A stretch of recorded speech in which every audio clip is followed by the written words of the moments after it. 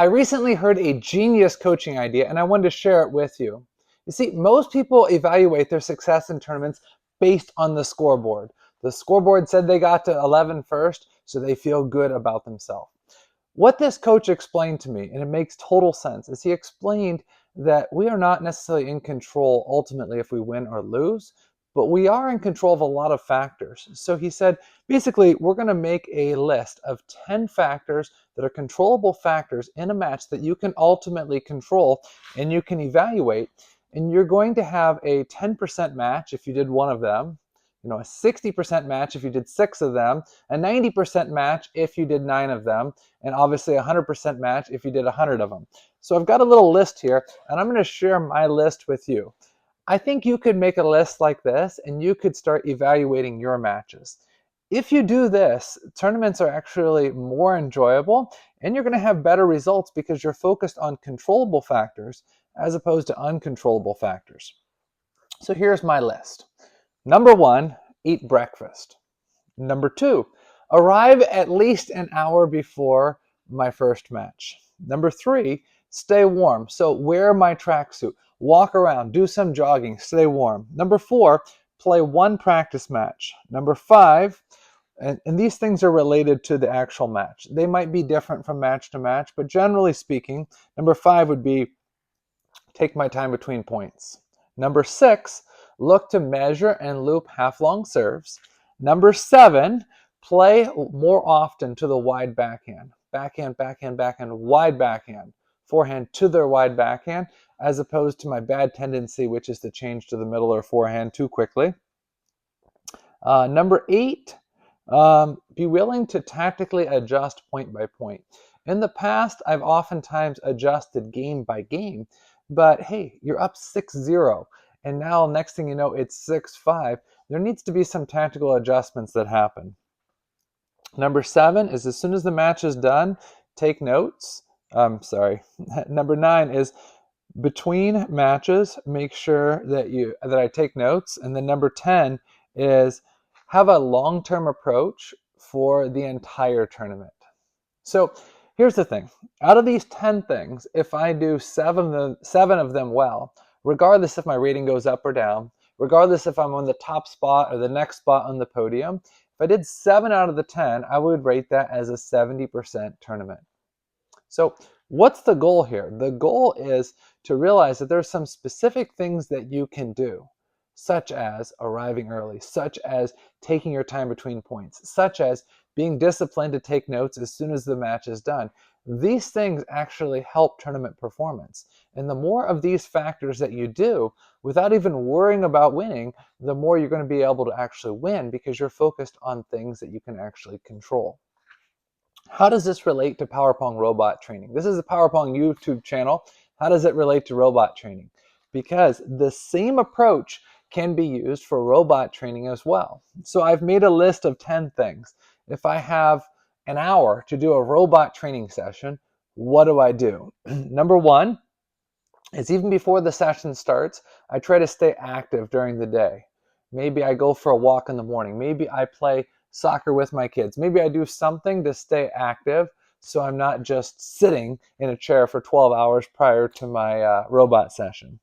The second thing is I stay warm, especially right before the practice. So if I'm going to do a robot training session, I need to have a little bit of a sweat going.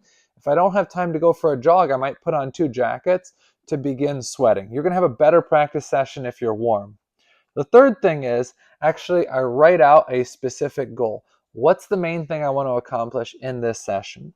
The fourth thing is I select only 2 drills for an hour practice. If you go from this drill to this drill to this drill and you've done 15 different drills, you're probably just brushing up on different things, but you're not really perfecting anything. So pick 2 specific drills for the practice. Number 5 is increase and decrease each drill with difficulty levels based on the situation. So if my first drill is 2 backhands here and 2 forehands here, and I'm working on holding the ball a little bit longer to hit it deeper. I'm working on holding the ball a little bit longer to hit deeper, and I'm doing really well, how would I make that more difficult? Well, I could turn on scatter, which gives me a bigger range. I could turn up the balls per minute, or I could randomize it. If I'm not doing well, then what do? I turn off the random features. Maybe I slow it down as far as balls per minute. Maybe instead of the ball speed at 14, maybe I go to speed 12. So I want to increase and decrease that particular drill at least 3 times within the drill. This is important because if you don't do that, you're probably not pushing the limits. And if you don't push the limits, you're not going to be challenged like you would in a tournament. You want to get to that breaking point. Why? So that you're not successful. That way you have to make adjustments. See, when you push the limits and you're not as successful and you're starting to miss or you're not achieving your goals, this is what stretches you and actually helps you improve. The sixth thing is turn your drill into a game. So be willing to keep score. Seventh thing is before I finish, I want to do at least 5 minutes of serve practice. The eighth thing is before I finish, I want to do at least 5 minutes of additional fitness, usually core training, some leg training. The ninth thing is notes. And the 10th thing is a little bit unusual. Tell someone. Tell someone what you did to improve in that session. You'd be surprised. If you finish a practice session and you have a lot of clarity as far as what you did, and you just wrote down your notes, you may forget it by the next week or the next month or the next whatever.